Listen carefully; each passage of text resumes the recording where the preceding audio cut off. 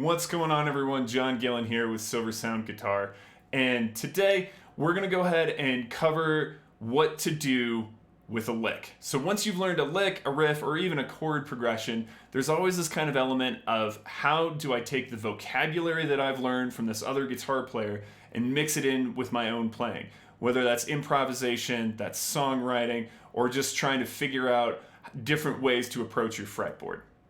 So the thing we want to do is we first want to identify what key a particular lick or a riff is going to be in, and then figure out how the scales overlap with that particular riff. So the next thing then is incorporating it into something that we're already working on.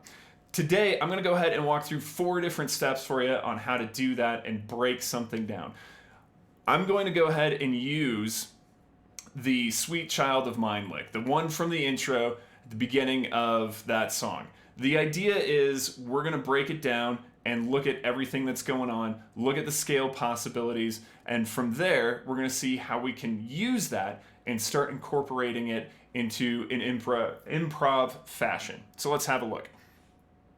The first thing I want to do here is just identify the lick. So I'm going to play that for you real quick. It starts here on the 12th fret on the 4th string.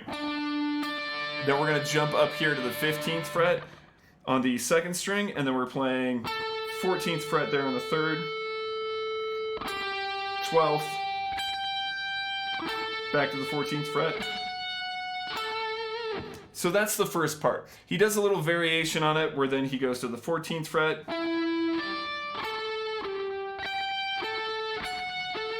and then finally the 12th fret on the 3rd string.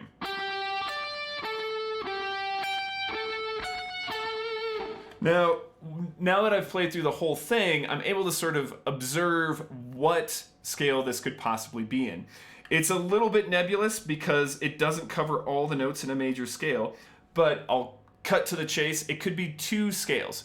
It could be first this D major scale, which is going to start here on the 12th fret.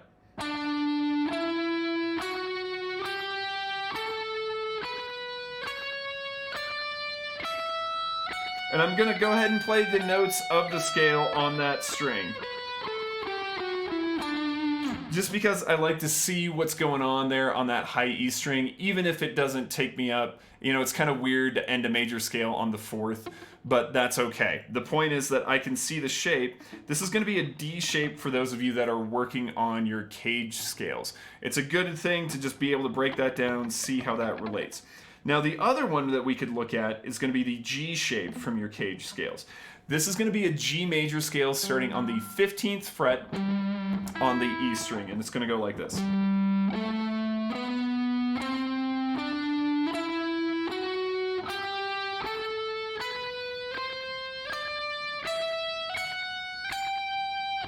Now that F sharp right there, I could also play right there on the 11th fret instead of the 16th fret on the 4th string.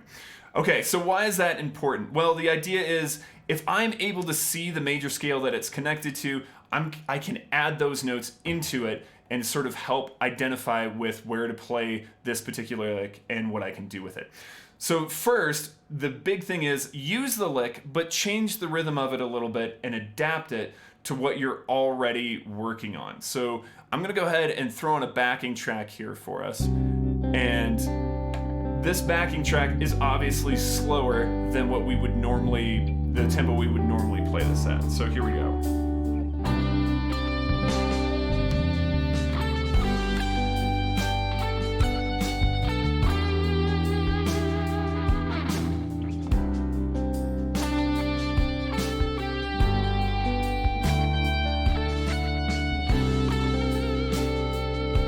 And I can hold out notes a little bit longer than maybe I normally would. And then I can change that up.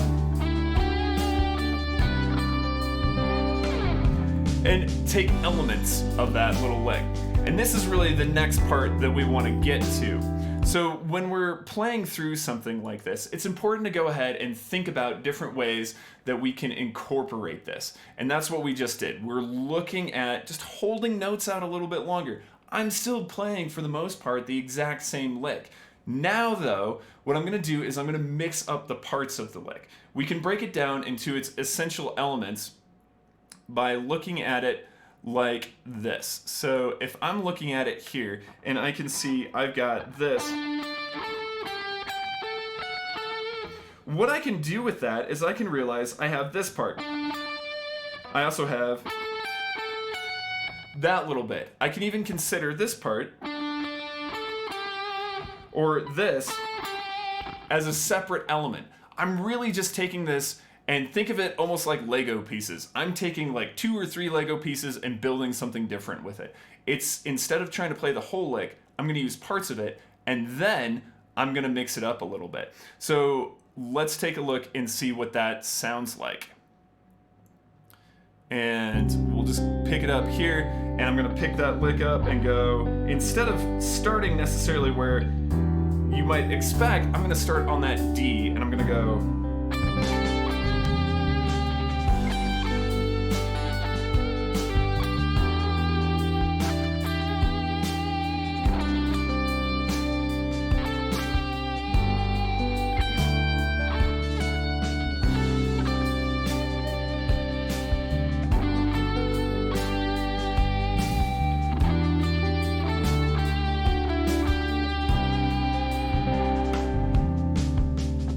Okay, so you get the idea here, which is great, because the next thing we're going to do is we're going to start adding different scale tones into this. So now, instead of just playing those lick parts, I'm going to play one of the parts, and then as I develop the idea, I'm going to go a little bit further into it. So remember, I've got my G major scale.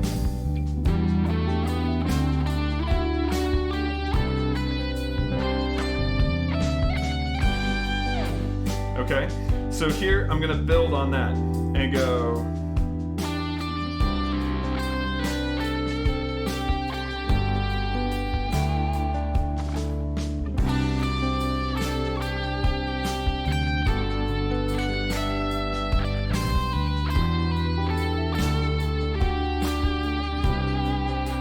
And you can see in between the lick parts,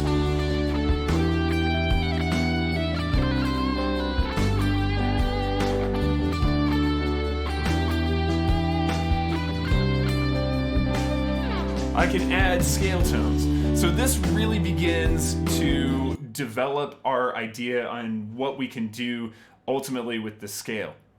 I think this is important to realize that there's not really necessarily a right or wrong way to go about doing this. This is just something that we're trying to find the scale shape, identify its elements in the lick, and then as we build on that and as we go from there, really what I'm trying to do is fuse the two together. I'm building these layers of seeing the lick, seeing the scale, and now I can start coming up with different ideas and different ways to play it.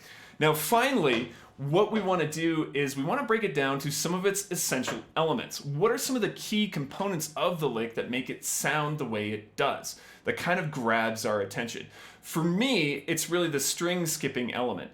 And that's a big part of it. It's the string skipping. It's also these leaps of a fifth or an octave that really stick out here. Obviously, there's a little bit more than that. There's a flat 7, etc., etc. But what I really want to look at is just how this breaks down. So when we do this, again, I'm going to go ahead and have a look at the lick. And here's one of the key components, I think. I think it's this string skipping that it starts with right there, but notice it also does it here. And you have this kind of this cool thing that allows you to go back and forth. So you got, or even in the next part where we're skipping from here. So there's a lot of options there, and when we start putting the scale in there with it, this can help get more creative ideas. If I'm thinking about string skipping specifically and the key of G, the first thing I'm going to kind of think about is maybe some of my different chords or different places I can play that. So I've got this G power chord here where this is going to work. I'm going to also bring in the A. I could, if I want, bring in a B power chord here. There's C, and ultimately D back to where we are. This is cool because this allows me to use this string skipping idea in the key that I'm playing in and build some cool concepts on it. So I'll show you how I would possibly think about that. So I could...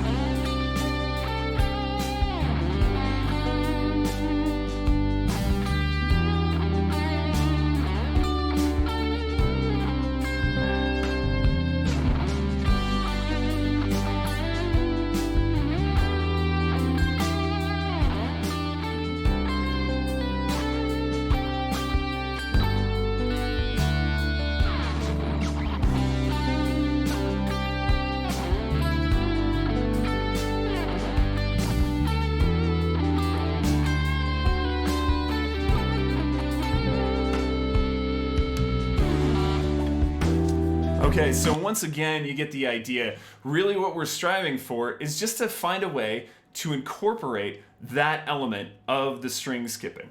Now, once we're comfortable with that, I can start mixing up more elements of the lick, adding more notes from the scale, and that's really where we want to build this thing out, so we're completely comfortable with it.